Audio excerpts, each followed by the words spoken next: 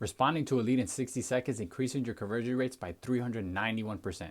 Your competition is asleep at 8 p.m. Your VA is off at 5 p.m. This AI never stops. Here's the exact system that never lets leads slip through the cracks. You're about to see the behind the scenes on the automation that runs 24/7 in my business. Every single lead falls into one of three buckets: positive reply, negative reply, or no reply. And here's where everyone fucks up. Most people focus only on positive replies. That's where you're losing money. Let me break this down. Okay, so now we're going to get into the direct to seller sales process, SOP, process map, visual map, whatever you want to call it, but a framework that you can use for your business to actually run your direct to seller operation. If you're using AI, or if you're using VAs, or if you're using lead managers, or however you have your team set up with your employees, because of course, if you're still working in your business, you need to fix that, automate that, systemize that, so then you're working on your business. And something like this could be a framework that you would match with your team, so you can actually go ahead and grow your business because you're working on it instead of working in it. So we'll get started with the visual map here. I have a lot of workflows set up in here, and I'll go through them very, very briefly so you understand kind of the scope of these ideas, and then you understand how to actually build them out. But it all starts with workflows. It all starts with context that you will add to a workflow. If you are familiar with the workflows, Go High Level is the platform where we build a lot of our systems, a lot of our processes, because you can have automations, things that will trigger for you, automate actions, update pipelines, trigger AI agents, you name it. So we use Go High Level to actually be able to build out these systems and run our business. So what you want to do is start off with the select contacts of sellers that you're actually going to reach out to, and then have the workflow that you're going to put them into. We have it named DTS Initial SMS Workflow. It looks something like this. I took a screenshot of what one of ours looks like, but you would plug in the actual lead, create an opportunity for them in the specific pipeline. Your acquisition pipeline, you want to make sure you have that set up, and then they will fall into the actual SMS campaign. Starts off, we break it down into a morning text, an afternoon text, and an evening text. And I know it looks pretty blurry, but that's what it shows there. And again, it's updating the pipeline as everything's moving. That's the power of setting up these automations so that your business is running on autopilot and everything's being properly tracked. So it starts off with that. Like I mentioned, creates an opportunity in that pipeline, and then that initial SMS is sent to the seller. And what we do right after, since we use a lot of AI, we actually have our AI agent turn itself on. We turn it on within the workflows and make sure that it starts qualifying that lead. We call it the direct to seller booking bot, because we want it to book an appointment for us on the calendar. So we'll have that AI actually wait for 1 day if they don't reply. And from then on, it'll decide to take these 3 different actions. We like to keep things very simple. This is the name of the game: simple scales, fancy things fail. It's what I heard from one of my good mentors back in the day. But what you want to go ahead and do is break it into people that don't reply. They'll fall into a separate workflow, and we'll go over that. Anyone that's a negative reply, pretty self-explanatory. They'll get moved to the garbage pipeline. That's what we have saved within our accounts, and they get removed from everything. And if there's a positive reply, then the AI picks up that conversation. Or if it's your lead manager, acquisition manager, whoever you actually have working these leads will pick up that conversation. So for anyone that's in the no reply, you want to set up an automation to where you drip out text messages to them. You have an actual campaign that will make sure to actually stay on top of these leads, even though they have not replied to you, because a lot of money is made in the follow-up. Even if it's the no reply, you can still capture leads that maybe didn't get your text message when you sent it right then and there. So we have them fall into the DTS cold lead long-term nurture sequence. Again, what this looks like, pretty simple. Updating the actual pipeline so that you see, okay, this lead moved to this stage, sends out that drip SMS. We activate that AI bot so it's there. Right here, it's set up to wait 7 days, and then it'll wait 30 days. This is very customizable to how you want to set it up for yourself, but I'm just kind of giving you a framework to have an idea of what something like this would look like. And again, you remove the opportunity from the money pipeline. We like to keep things very simple, and then we add that opportunity into the garbage pipeline. You know, they're in the trash now because they haven't replied to us, so they're going to stay there until they do actually get back to us. So again, and it breaks it down into 3 simple different stages. Either you get a positive reply, a negative reply, or a no reply. And it keeps going down this same bucket. You want to have this automation set up because it is so key, because none of your VAs are going to actually set up some follow-ups for people that didn't reply. None of your lead managers, no one actually wants to take the time to do that. So when you have automations and systems like that set up for you, you can still capture on leads even when your team is not even aware of it. So this is why it's very important. So you can set one up for 1 day later, 7 days later, 14 days later. This is a framework, 30 days later. Pretty standard, but again, you would adjust it depending on the lead type as well. So if you're working probate leads, you'll probably have a longer follow-up cadence than if you're working pre-foreclosure leads, right? Pre-foreclosures usually tend to be a lot quicker. You need to follow up a lot sooner, stay on top of these leads, just because they're about to hit the auction. So you got to make sure you're on top of them. So this would be a lot more sooner per SMS. But again, you edit that for it. But this is the framework you would follow. Some sort of positive reply, negative reply, and no reply. And again, the beautiful thing about this is that anyone who does reply positively, as you can see this with these green arrows, they will all go back to the AI. So whether it's your lead manager or your VA or whoever you actually have working these, but we set up AI agents for it, the AI will actually pick up the conversation. And we have 2 different example scenarios that we have set up. And this is honestly training that you could give for either, your lead managers or acquisition managers. But basically, there's 2 different buckets they can fall into, the way the AI would actually qualify these leads. If you're looking for speed and more or less convenience and just quickly getting to these people on a phone call, then all you would need the AI to do is qualify that they're the owner of the property and if they have any interest in selling or making an offer. The other spectrum is the quality of leads that the actually AI is putting on your calendar for your team. So it'll qualify for ownership, and then it'll go through those 4 pillars that you see on every single wholesaling YouTube video: motivation, timeline, condition, and price. Again, if you are working a very specific niche list, you'd probably want to add more to this qualifying stage because there's more details that you want to get from that lead if you're really looking to maximize what actually ends up on your calendar. So again, very customizable, but this is just a framework that I'm kind of giving you so you can see for yourself what works. I really like the speed, especially if you have really solid lead managers and people who will take those phone calls for you. This one crushes because sometimes a really, really good sales rep can actually convert someone who potentially via SMS wasn't going to actually end up being on a call. So I really do prefer the speed, but again, make that however you want if you're setting up these AI agents. So it falls into these 2 buckets with how the AI is actually qualifying the leads. It's either they are ready for a call or not ready for a call. And I'll go through the not ready for a call. So not ready for the call, ask if they're open to staying in touch. You never know. Maybe right now is not the right time for them. They might have some family issues going on. They actually just don't even feel like being on the phone. Maybe you texted them a little bit too late. Things happen. We're people. But you still want to present that opportunity for them to reach out in the future. So if they say yes, you'll go ahead and actually add them to another automation. Have the AI set that up for you, have the automation set that up for you. Or if they say no, you simply remove them from everything. They're not ready for a call and they don't want you to keep in touch with them. So they're probably not going to be anything in the future for you. Unless you want to do that, fight some lawsuits because people are going to be some assholes if you do keep reaching out. But anyways, for anyone who does say yes, they get added to the warm lead nurture sequence and they'll get added to that follow-up.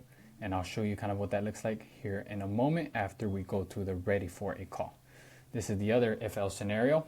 And again, we have AI do this all for us, but this is kind of the stuff that your lead manager, your acquisition rep would be doing for you, is when they're ready for the call, then they would actually confirm and try to book an appointment. So to line up timelines for it, get on your main closer or someone who's actually handled to take that sales call for you. So with AI, you can have it set up to where like it books it on the calendar for you and then it schedules a phone call. But if you like to prefer a Zoom meeting or a Google Meet or anything like that, which most of the time if you're talking to sellers, I don't imagine you getting on a phone call. I don't imagine you getting on a Google Meet or a Zoom, unless maybe you're talking creative deals, which a lot of the times that can be pretty favorable just because it's such a lengthy conversation, and being face-to-face and having trust with these people when you're talking creative finance deals and you're passing over mortgages and things like that can be very helpful. But that can all be set up within Go High Level and actually run for you. So the other option after you do have that set up and you do book that appointment from that lead is to have SMS reminders be sent out to that seller. Again, this is optional, but you can have an automation trigger to where as soon as there is a booked appointment on the calendar, your team's calendar, whoever team member's calendar, there is an automation sequence that gets set up to where a text message, an SMS reminder gets sent out 1 day before, 2 hours before, 15 minutes before. I just put this as an example so you can get ideas.